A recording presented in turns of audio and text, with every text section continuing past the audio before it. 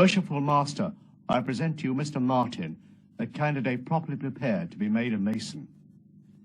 Many of the 500,000 men initiated into Freemasonry in Britain are involved in local government.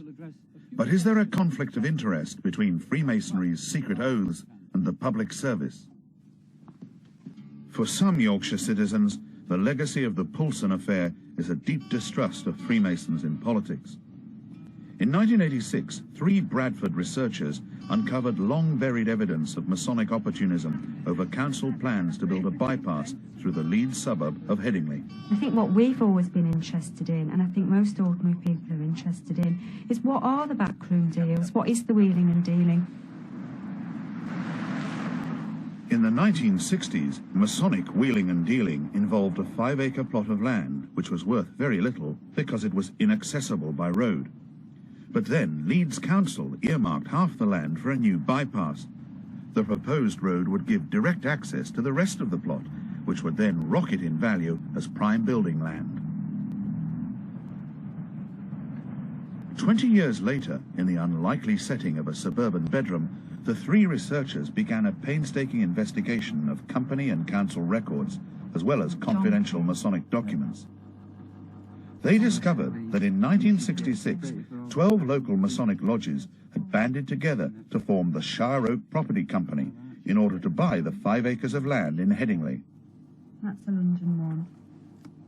So how were they divided up between local individuals and...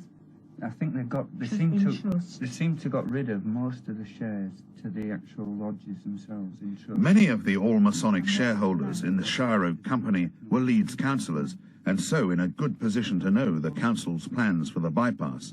They included Alderman John Astle, JP, on the Transport Committee, Councillor Donald Bradley, Finance and Planning Committee, Lord Mayor and Alderman Alan Bretherick, Councillor Harold Jowett, Finance and Planning Committee, and Irwin Bellow, council leader from 1975 to 1979, when Mrs. Thatcher made him Lord Belwyn and Minister for Local Government. In 1974, Leeds Council set up a voluntary register of councillors' interests. Not one of these councillors had ever declared their interest in this matter, and really that's what the registers of interest was set up to protect against people with inside information and inside influence on decisions actually profiting from decisions made at the council. But as the 3 researchers found out, the Shire Oak Masons were to come unstuck. In 1976, Britain's Labour government announced huge cutbacks on road building. The local bypass was shelved, the value of the land slumped, and the Masons eventually had to sell out without making a profit. Even so, it is a matter of public concern that so many councillors had shares in a company which would benefit from their own council's decisions. Yet when the Shire Oak deal was exposed in 1986, the leaders of what was by then a Labour-controlled council did nothing to investigate their Tory forerunners. It just seems like it's become par for the course, really, and I don't think it should. I think we ought to get to the point where we're shocked by things like this, and we're really not that shocked anymore.